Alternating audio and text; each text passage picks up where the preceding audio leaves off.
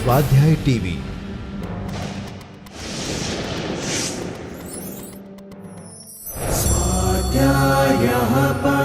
Doctor Baba Saheb Ambedkar open university.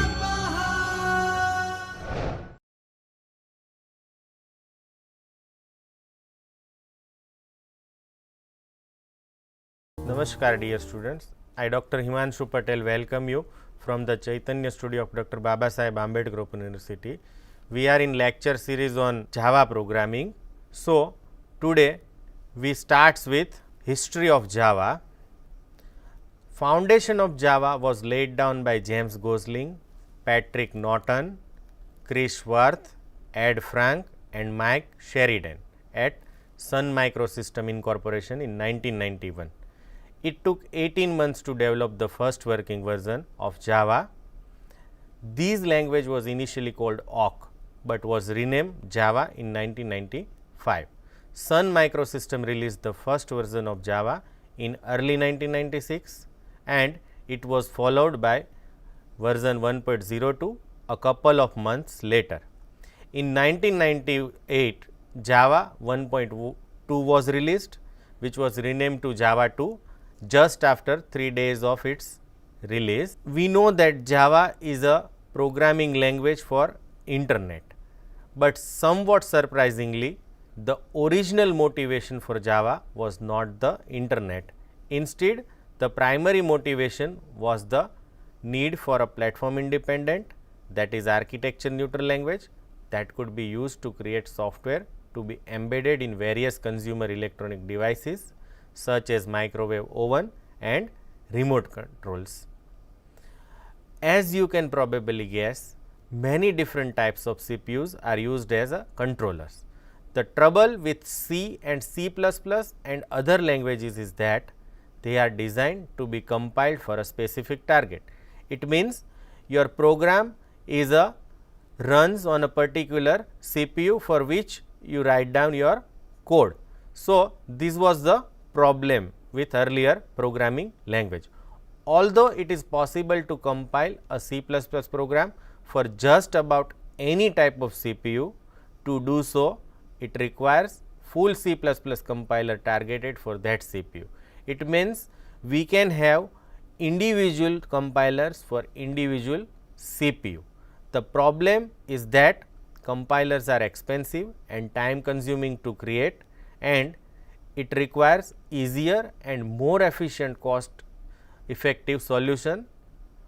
So, for that Java developer team began to work on a portable platform independent language that could be used to produce code that would run on variety of CPUs under differing environments. The problem can be only solved if we have one mechanism that can be run on any device. Now, these efforts ultimately leads to the creation of Java. So, this is the motivation for development of Java. Now, Java might have remained a useful but obscure language for programming consumer electronics. However, with the emergence of the World Wide Web, Java was boosted to the forefront of computer language design, because the web is also demanded portable programs. Now, internet consists of diverse distributed universe populated with many types of computers, operating system and CPUs. Even though many types of platforms are attached to internet, user would like them all to be able to run the same program. It means in internet we have multiple types of computers attached and they run on different operating system. So, user required to run all these program on different platform. You might think why Java is so successful and popular. So, we discuss why Java is so popular and successful. Now, you might aware that Java derives much of its character from C and C++. The Java designer knew that using the familiar syntax of C and the object oriented features of C++ would make their language appealing to the crowds of experienced C++ programmers. In addition to the surface similarity, Java also shares some of the other attributes that help make C and C++ successful. Now, what are those attributes? First, Java was designed, tested and refined by real working programmers. That means, Java itself is created by working programmers. Second attribute is that Java is cohesive and logically consistent, which also helps make it popular among Java programmers. And third reason is, except for those constraints imposed by internet environment, Java gives you full control. In other words, we can say Java is not a language with training wheels, it is a language for professional programmers. So, these are the reason why Java is so popular among community. Now, we might think that since Java is similar to C and C++, it may be upgraded version of C or C++. So, we try to understand how Java is differ from C and C++. Because of the similarity between Java and C++, one might think of Java as simply the internet version of C++. However, as I mentioned earlier, to do so would be a large mistake. There are significant difference which is practical and philosophical with C++. While it is true that Java was influenced by C++, it is not an enhanced version of C++. For example, Java is neither upwardly nor downwardly compatible with C++. It means you cannot run Java code directly into C++ or C++ code directly into Java. Of course, the similarity with C++ are significant, and if you are a C++ programmer, then you will feel right at home with Java. Another difference is Java was not designed to replace C++. Java was designed to solve a certain set of problems with C++. C++ was designed to solve a different set of problems. Specifically said, Java enhances and refines the object oriented paradigm used by C++. Thus, Java is not a language that exists in isolation, rather it is a part of an ongoing process begun by many years ago. These fact alone is enough to ensure Java a place in computer language history. Java is to internet programming what C was to system programming, a revolutionary force that changed the world.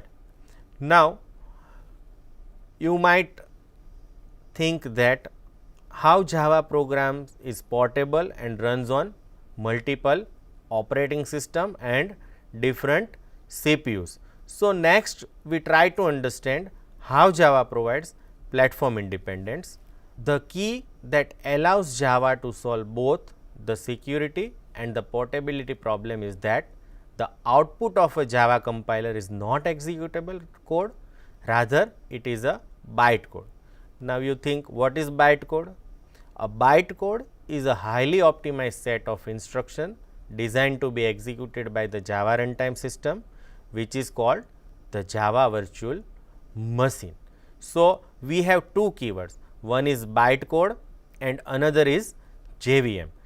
As I mentioned earlier, when you compile your Java program, it does not generate executable code as with the case with C or C++, rather it generates bytecode, and these bytecode is executed by Java virtual machine, which is a interpreter for Java.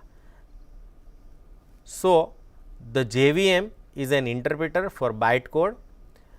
These may come as a bit of surprise, because as you know, C++ is compiled to executable code, while Java is compiled to bytecode. In fact, most modern programming languages are designed to be compiled, not interpreted, mostly because of performance concerns. Because Generally, interpreter are slow for execution, while compiler once generate executable code, it can be executed faster. However, the fact that a Java program is executed by the JVM helps resolve the major problems associated with downloading program over the internet. Now, why it is a secure? Because translating a Java program into bytecode helps make it much easier to run program in wide variety of environments. The reason is straightforward. Only the JVM needs to be implemented for each platform. Once the runtime package exists for a given system, any Java program can run on it. That means JVM is different for different operating system, while bytecode remains same for all the platform. But when this bytecode is run by interpreter, it executed on different platform, because there is a separate JVM is available for different operating system. Although the details of the JVM will differ from platform to platform, all interpret the same Java bytecode. Thus, the interpretation of bytecode is the easiest way to create truly portable programs. The fact that a Java program is interpreted also helps to make it secure, because the execution of every Java program is under the control of the JVM. The JVM can contain the program and prevent it from generating side effects outside of the system. So, JVM is not only execute Java code, but Java bytecode, but it also control these bytecode so that it cannot perform any side effect or activity which is outside of the system. When a program is interpreted, it generally runs substantially slower than it would run if compiled to executable code. That means interpreter are generally slow than compiler. However, with Java, the differential between the two is not so great. That means the Java program is executed little bit slow, but that difference can be ignored. The use of bytecode enables the Java runtime system to execute programs much faster than you might expect. Now, let us understand this platform independence with the help of figure. So, on screen you can see how C and C++ program is executed and how Java program is executed. If we look at the first figure, suppose my file is a.cpp, which is a C or C++ source code, then I compile that file which generates object code. Now, remember, these object code is a for specific target, that means on machine on which it runs, for that these object code is generated, and when you run this objected code, it will generates executable code or exe file which is a.exe. Now, suppose once this exe file is generated or executable code is generated, I need not to recompile this program. I can straight away take this exe file to some other platform and run on that. But remember that object code or from which this executable code is generated might not work well on different computer or different operating system. Now, let us take example of Java. Our file is a.java, which is a Java source code or your program, and when you compile this program, it generates a class file which is nothing but Java bytecode. Now, suppose you are compiling your program on Linux, Macintosh, Solaris, Windows. For every platform, these bytecode remains same, but the implementation of Java virtual machine is different from platform to platform.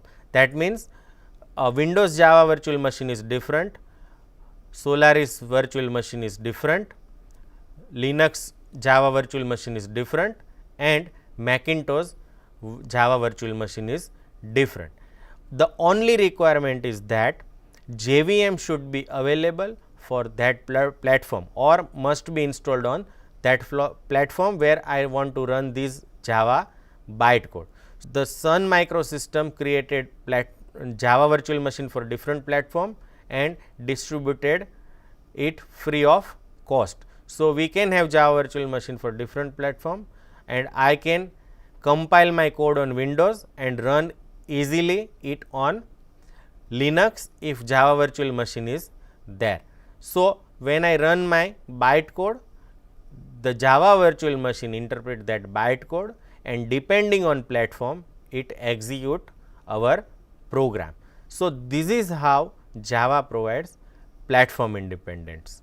Now, there are certain buzzword associated with Java that we need to understand. The first buzzword is simple. So, why Java is simple? Java was designed to be easy for the professional programmer to learn and use effectively. If you have some programming experience, you will not find Java hard to master. If you already understand the basic concept of object oriented programming, the learning of Java will be even much easier. If you are an experienced C++ programmer, moving to Java will require very little efforts because Java inherits the C++ syntax and many of the object oriented features of C++. Most programmers have little trouble learning Java. Also, some of the more confusing concepts from C++ are either left out or removed because to make Java more simple. Now, what are the features of C++ are removed? If I name some one or two, then pointers are eliminated and operator overloading removed, direct multiple inheritance is removed. So, these some of the confusing concepts are removed from Java to make it simple or they are already implemented in Java. So, Java implemented in cleaner, more approachable manner. In Java, there are a small number of clearly defined ways to accomplish a given task. So, we can say Java is easy to learn if you have little of programming experience and if you know C or C++, it would be more better. Next, Java is secure and portable, that we have already discussed how it is secure and how it is portable, that is platform independence. The next is a Java is object oriented. So, Java is a pure object oriented programming language and the object model in Java is simple and easy to extend. Now, we learn more about object oriented programming in next lecture, but right now you have to remember that Java is a pure object oriented programming language and it simple and easy to extend. Now, what do you mean by pure object oriented programming?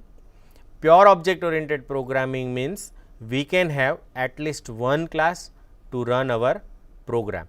In C++, if we have main function, we can run our program without requiring any class, but in Java it is compulsory to have at least one class inside which we write down our main method and that class is known as a main class. We elaborate these features in next session, but right now we can say Java is a object oriented programming language. The next features is Java is robust. Now, how it provides robustness?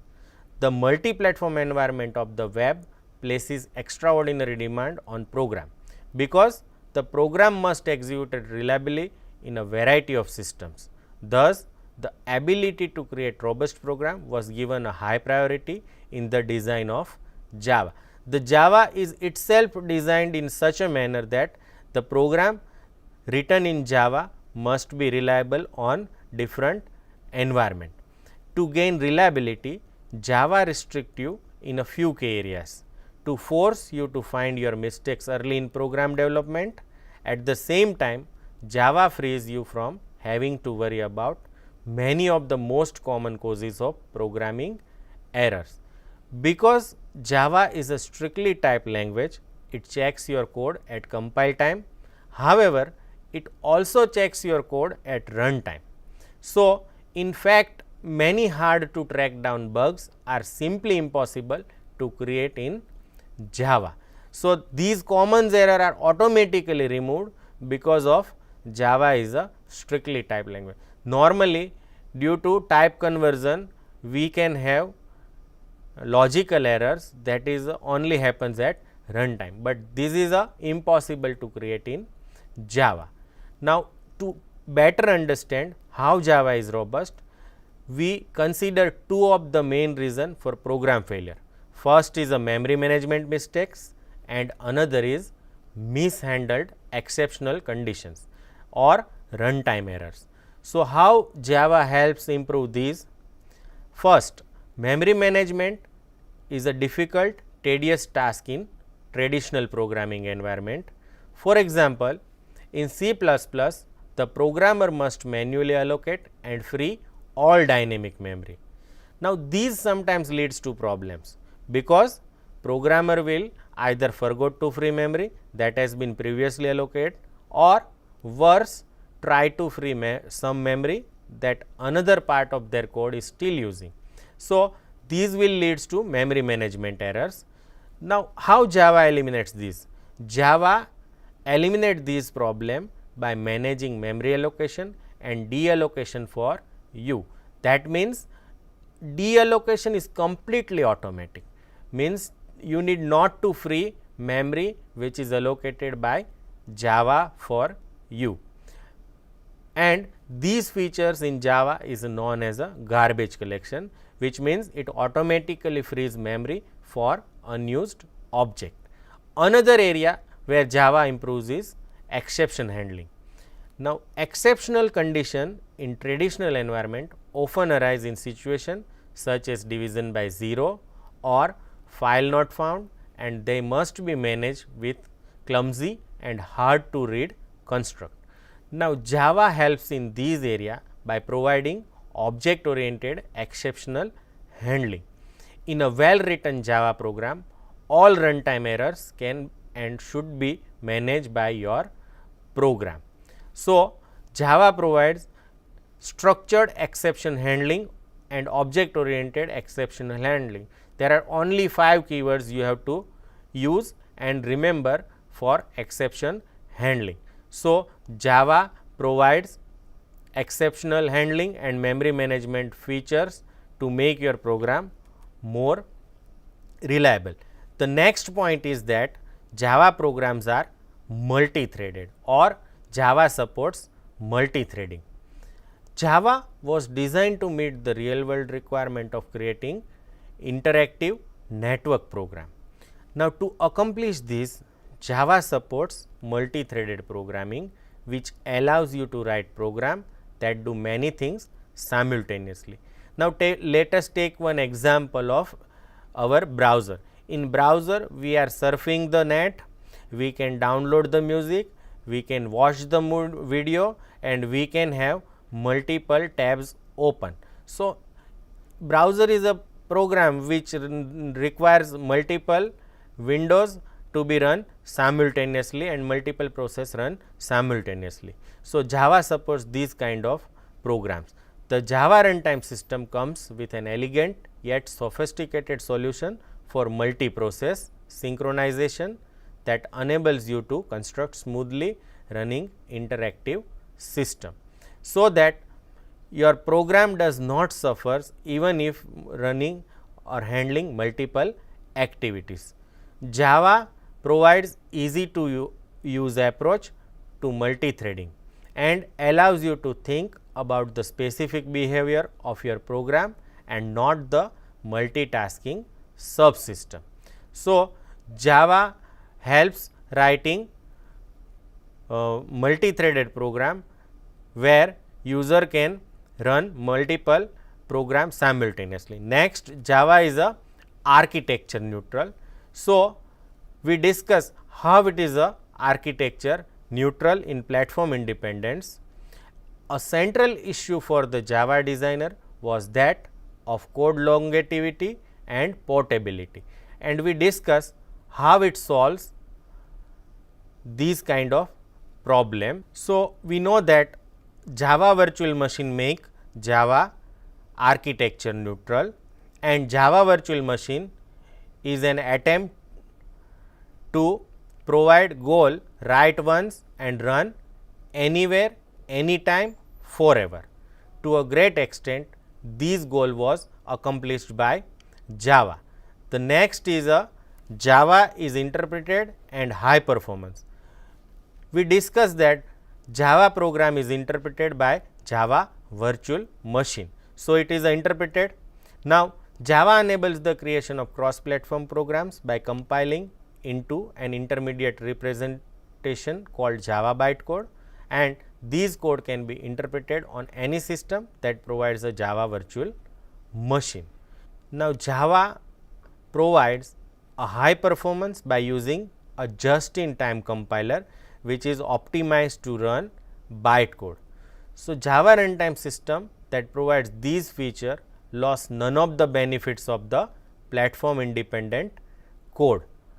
Java is also called distributed because Java is designed for the distributed environment of the internet because it handles TCP/IP protocol. In fact, accessing a resource using URL is not much different from accessing a file. That means you can access remote file in same manner as if you are opening file from local machine. Now these allowed objects on two different computers to execute procedure remotely. Java revived these interface in a package called remote method invocation, in short RMI. This feature brings the high level of abstraction to client server programming. Java is also considered dynamic. Now Java program carry with them substantial amount of runtime type information that is used to verify and resolve access to object at runtime. Now these make it possible to dynamically link code in a safe and expedient manner. This is a crucial to the robustness of the applet environment, in which small fragment of bytecode may be dynamically updated on a running system. So these are the buzzwords associated with Java. Now let us summarize what we have learned today in this session. Today's session we have learned how and why Java came about and what make it so important. Although Java has become inseparably linked with the online environment of the internet, it is important to remember that Java is first and foremost a programming language. I hope you enjoyed this session. Thank you and happy learning.